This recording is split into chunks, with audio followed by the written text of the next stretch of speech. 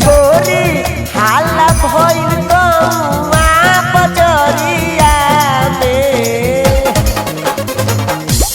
गोरी हाला भइल गौआ बजरिया में पकड़ाइल रहलू पकड़ाइल रहलू परसो चरिया में पकड़ाइल रहलू परसो चरिया में।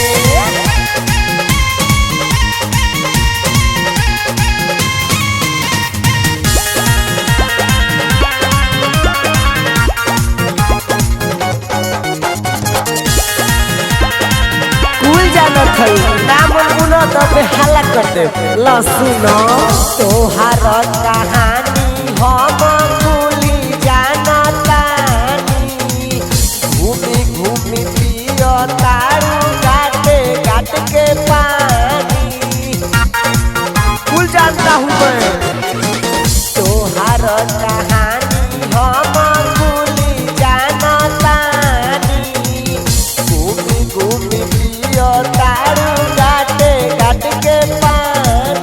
और बताई लागल रहे लाले तोहरा घरिया में सुनो दाग लागल रहे लाले तोरा घरिया में पकड़ाइल रहलू परसो चरिया में फूला चरिया दे दू।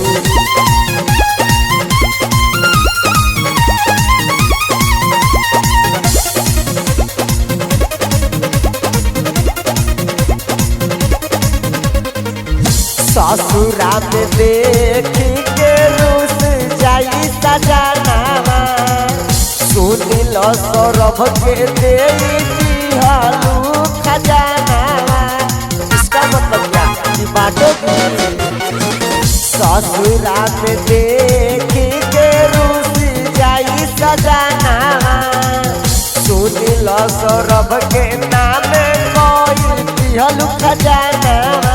और बताई धोइले रहे तो के बजरिया में तसीवा धोइले रहे तो के बजरिया में पकड़ाइल रहलू परसो चरिया में पकड़ाइल रहलू।